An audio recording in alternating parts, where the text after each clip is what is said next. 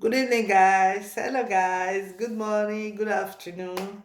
Anytime when I come across this my video, Mona subscribe, Mona love her, Mona put thumbs up. I love you all. So.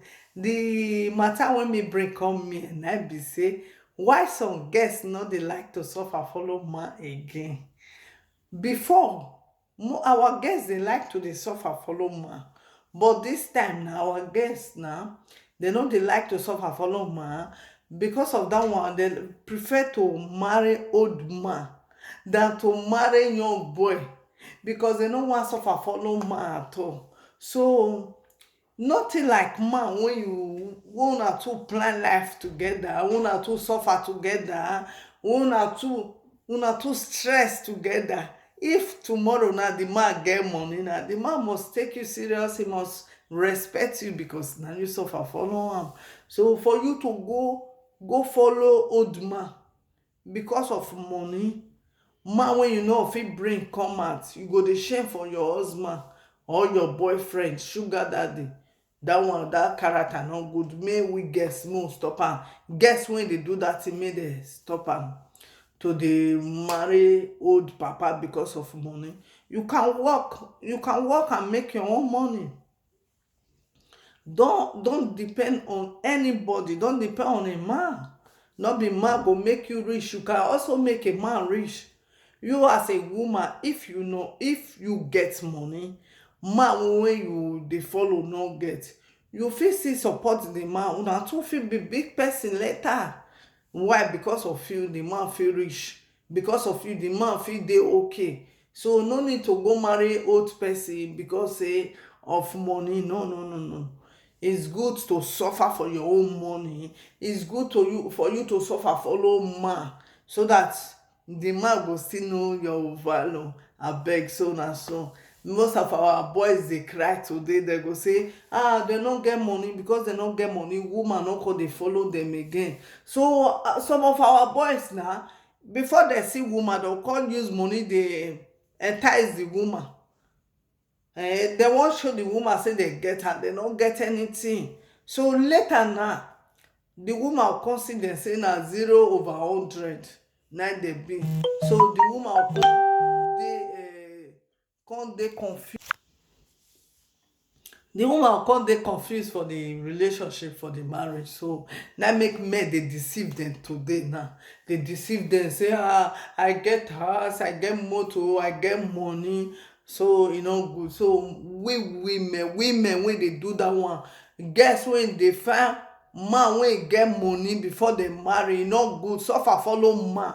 So na this matter now I say make I come talk. So I don leave that matter. I don enter, may I enter another matter.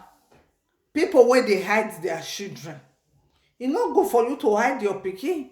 Maybe you born early age, or maybe you born the pikin papa no dey with you again. You come see man wey you love, wey like you, young boy. You have to tell the man say you get pikin. If he wan accept you, he go accept you for who you are. For you to hide your pikin for man is very very bad. Tomorrow if the man know say you get pikin, he no go love you again. If the problem go come too much for everywhere. So the first time, tell the man say I get baby, I get children. Yes, if na one, na two, na three, na five even sef. Any pikin wey you get, maybe you no dey with your husband again or your boyfriend again, anybody wey dey come in, first introduce that your pikin to the man before you go even introduce your own self. Any man wey love you must love your pikin. Any man wey no love your pikin no need to dey with the man. So it's very important.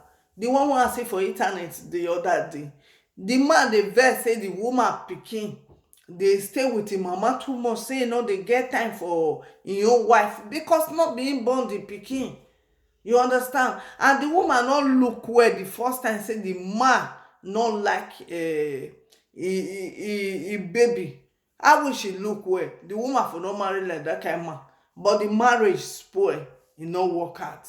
So anyhow e be, you understand, any condition wey you found yourself, take am like that. Any man wey dey come, tell am say I'm a mother of 3, I'm a mother of 4, or I'm a mother of 5 or 6. Introduce your pikin first. You will ask am whether he love your pikin, your children. If you see character say you no love your children, no dey with man wey no love your children. So na this matter na I say me I come still talk. Follow man wey go love you, love your children. So na dey make her sweet, nice family, so that if you dey with the man, nobody go know say the man na the stepfather to your children. So everybody go dey happy home, happy family. So na this matter na say make I come bring come here. Una no dey hide una pikin again. So I don leave that matter. Another one wey I wan enter. Some women, dem dey build house, they go dey do things hide. They no let man wey dey dey with know. Man wey dem dey with for house no go know say dem dey build house dey hide. The woman dey build, e dey build hospital, or e dey build school, e dey do things, e dey do project hide. Na so e still be for some men. Some men dem go dey do things hide. They no go want make their wife know, but it's very very bad. So all these things e no good. Some dey scatter relationship automatic. They go ask for divorce. Maybe if the man come know say you dey build house hide, the man go leave you. If the woman know say you as a man dey build house hide, e go still leave you. So wetin me I know, if you wan do any project, as far as una be couple, even if una no wan do one together, una inform una sef. Say baby I wan build house o, baby I wan buy land o, baby I wan build school o, baby I wan do this o, I wan buy clothes, I wan buy shoe. Anything wey you wan do, let your partner know. Let your boyfriend, your girlfriend, your husband, your wife, make dem know about am. That's what una be two. So na so very important. So na this matter na say me I come talk for here. And wetin dey kill relationship fast? Wetin dey kill relationship fast na be lie, secrets. Yes, lie, secret.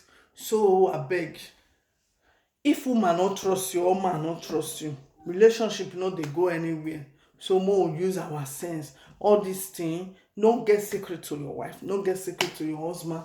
Always tell your husband everything. So na this matter na say me I come talk for here. Na here I for leave am. I go do another video again about wetin I see for Facebook. Ten ant wey dey pull e load for outside. I love you all. Remain blessed. Una watch this video. Una no watch am alone. Una share the video. Bye bye to all of una. All of una when they put thumbs up, una dey like my video, una dey comment, God go dey bless una. Una don subscribe.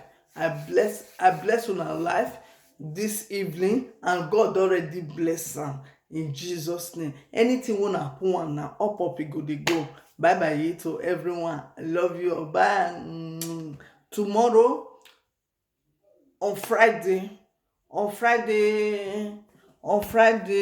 let me look the date. On Friday 8th, no, on Friday 9, I will be on live on Facebook.